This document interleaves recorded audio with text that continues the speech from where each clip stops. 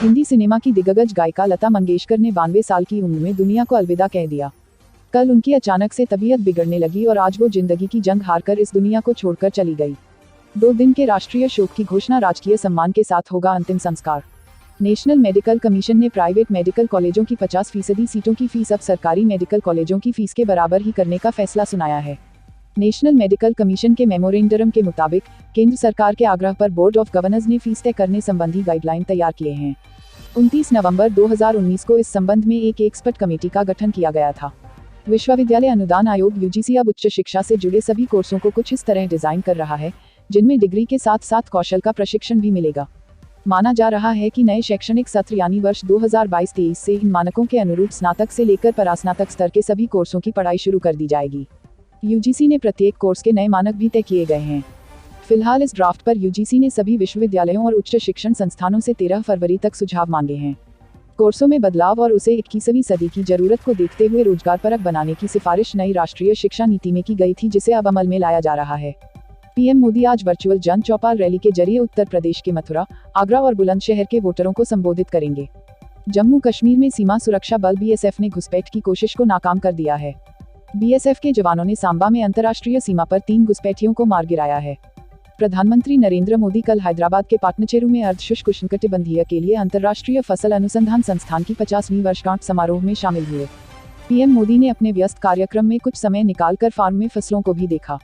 इस दौरान उन्होंने चने की फसल देखी और फली तोड़कर उसका स्वाद लिया। आज कांग्रेस नेता राहुल गांधी पंजाब दौरे के दौरान पार्टी के मुख्यमंत्री उम्मीदवार की घोषणा करेंगे। इस रेस में मौजूदा सीएम चरणजीत सिंह चन्नी और पीसीसी चीफ नवजोत सिंह सिद्धू के बीच कांटे का मुकाबला है। मुख्यमंत्री योगी आदित्यनाथ और गोरखनाथ मंदिर को बम से उड़ाने की धमकी दी गई है। लेडी डॉन के नाम से संचालित ट्विटर अकाउंट से मेरठ के साथ ही लखनऊ स्थित विधानसभा को भी उड़ाने की धमकी दी गई है। पुलिस ने एहतियातन गोरखनाथ मंदिर परिसर में सुरक्षा को और अधिक कड़ी कर जांच शुरू कर दी। भारत के मोस्ट वांटेड आतंकवादियों में से एक अबू बकर 1993 के मुंबई बम धमाकों में शामिल प्रमुख साजिशकर्ताओं में से एक संयुक्त अरब अमीरात से पकड़ा गया है।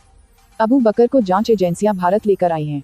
यूपी विधानसभा चुनाव 2022 में काला धन खपाने वालों पर लगाम कसने के लिए पुलिस लगातार चेकिंग अभियान चला रही है। पुलिस और एफएसटी की टीम ने अलग अलग इलाकों में भारी मात्रा में नकदी बरामद की है। यूपी के गांडा की कंस्ट्रक्शन कंपनी को लेकर आयकर विभाग ने कल उसके लखनऊ और गोंडा के कई ठिकाने पर एक साथ छापा मारा। आयकर विभाग ने कुछ दस्तावेज बरामद किए हैं जिनकी जांच की जा रही है। गोंडा में आलोक कंस्ट्रक्शन कंपनी का मिक्सचर प्लांट है। कंपनी से जुड़े राकेश पांड्या लोक निर्माण विभाग से सड़क बनाने का ठेका लेते हैं। सीबीआई ने पंजाब नेशनल बैंक की 25.63 करोड़ रुपए हड़पने वाली कंपनी के संचालकों के विरुद्ध धोखाधड़ी का मुकदमा दर्ज कर जांच शुरू कर दी है। सीबीआई लखनऊ की एंटी करप्शन ब्रांच ने पंजाब नेशनल बैंक के साथ हुई ठगी के मामले में कार्रवाई शुरू की है। ब्रिटेन की महारानी एलिजाबेथ के सिंहासन पर बैठने के 70वीं वर्षगांठ के समारोह की शुरुआत हुई। 6 फरवरी 1952 को उस समय एलिजाबेथ महारानी बनी थी जब उनके पिता किंग जॉर्ज VI का अचानक निधन हो गया था।